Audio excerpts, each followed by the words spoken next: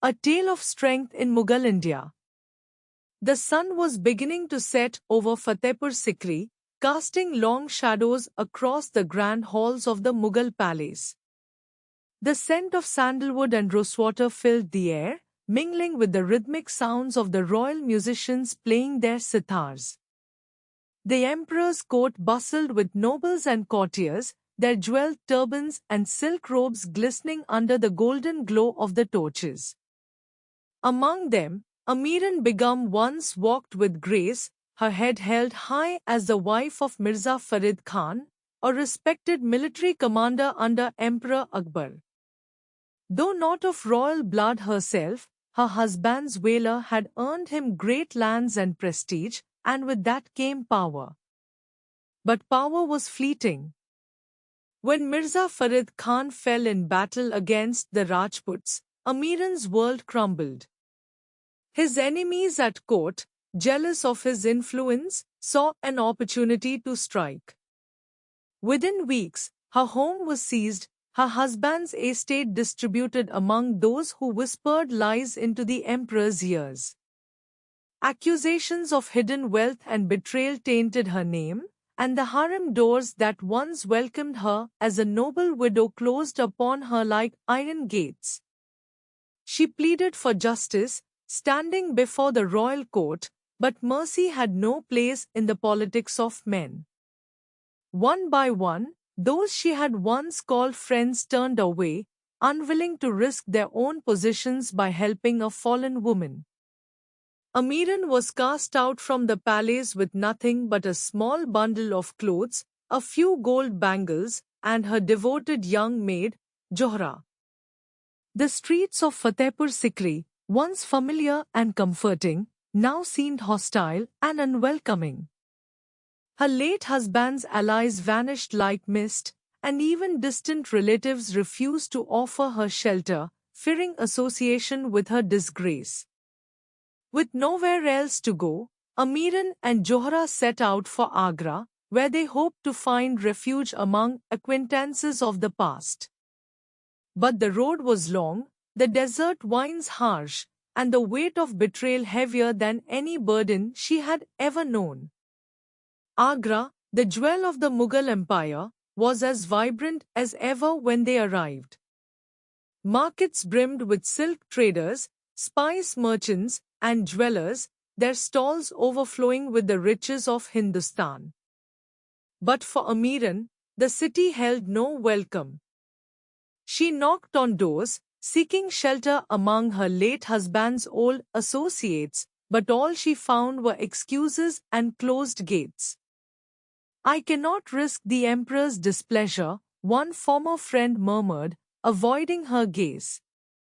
"You must understand." Homeless and exhausted, Amiran and Johra found shelter in a crumbling caravanserai, sharing space with weary travelers and beggars. The reality of her fall from grace was now undeniable. The woman who once dined among the elite was now bartering for scraps of bread. But Amiran was not one to surrender.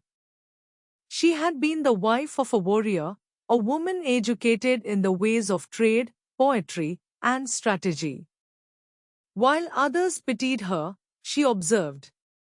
The bustling markets of Agra were ruled by men, but Amiran noticed the women, widows selling embroidered veils, young girls spinning silk threads, mothers bargaining fiercely for saffron. In their hands, she saw a path forward. With the last of her gold bangles, she purchased fine muslin and embroidery thread. That night, as they sat in the dimly lit courtyard of the caravanserai, she turned to Johra. "We will not beg," she said firmly. "We will weave our own destiny." Amiran's fingers, once adorned with emeralds, now bled from hours of stitching. She embroidered intricate floral patterns onto muslin, each stitch a quiet act of defiance. At first, the merchants scoffed. "A woman selling fine cloth? Stay home and leave business to men," they sneered. But Amiran was undeterred. She stood tall, her once royal posture unwavering.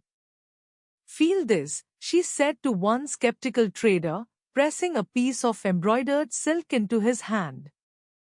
"This is not mere cloth. It is the whisper of a queen, the dreams of a warrior's widow." Word spread of the mysterious woman selling embroidery unlike any other. Noblewomen began to seek her out, drawn by the delicate beauty of her work. Slowly, coin began to trickle in. Amiran and Johara moved into a small rented room, where they worked tirelessly by candlelight. The streets that had once seemed hostile now buzzed with the murmurs of those who spoke her name with admiration. But success was not without peril. The same men who had stolen her husband's estate now saw her rising influence as a threat.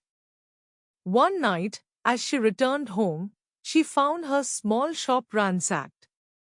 Bowls of silk lay in shreds, delicate embroidery torn apart by cruel hands. A single message was left behind: a woman should know her place. For the first time in months, Amiran felt the weight of despair pressing against her chest. She sunk to her knees, tracing the ruined fabric with trembling fingers.